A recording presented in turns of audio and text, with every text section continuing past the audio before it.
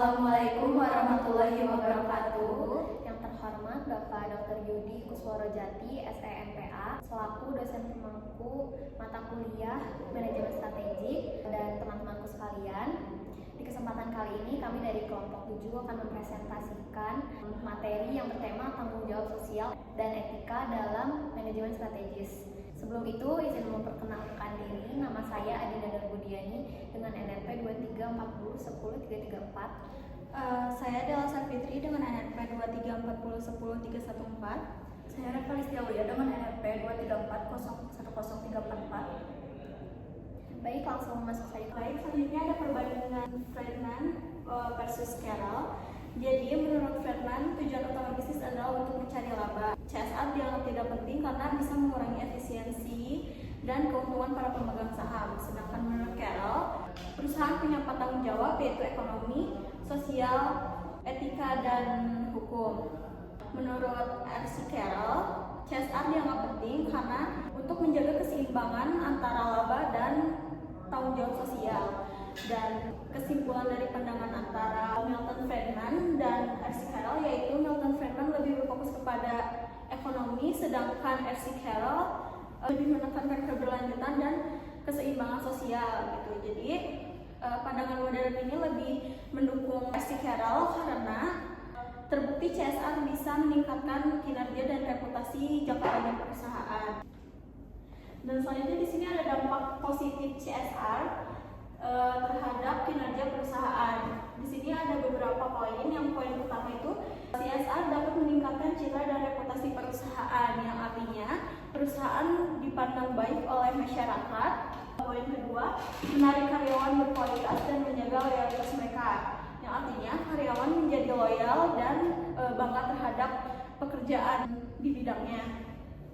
Yang ketiga ada memperkuat hubungan dengan pelanggan, pemasok, dan investor, yang artinya hubungan antara pelanggan, pemasok, dan investor jadi lebih baik. Yang keempat ada menimbulkan keunggulan kompetitif dan penghematan biaya melalui efisiensi energi dan manajemen lingkungan. Perusahaan bisa lebih hemat dan unggul lewat pengolahan lingkungan. Dan yang terakhir ada studi menunjukkan hubungan positif antara CSR dan kinerja keuangan, meskipun tidak selalu besar tetapi konsisten, yang artinya CSR berdampak positif kepada keuangan jangka panjang. Selanjutnya di sini ada keberlanjutan dalam bisnis modern. Keberlanjutan dalam bisnis modern yaitu menjalankan bisnis tidak hanya untuk mencari keuntungan, tetapi juga untuk menjaga lingkungan dan peduli terhadap masyarakat.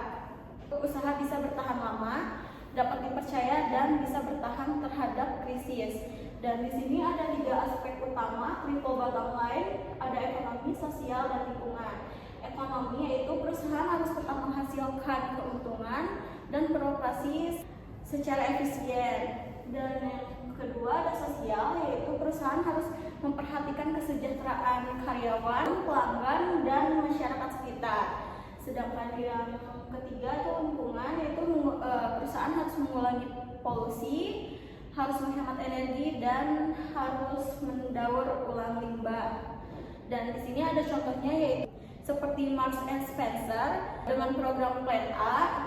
Perusahaan tersebut berusaha menjadi perusahaan yang ramah lingkungan dengan cara mengurangi polusi, menghemat energi, dan mendaur ulang limbah, serta perusahaan tersebut menjadi perusahaan yang netral karbon. Ini ada pemangku kepentingan stakeholder dalam CSR.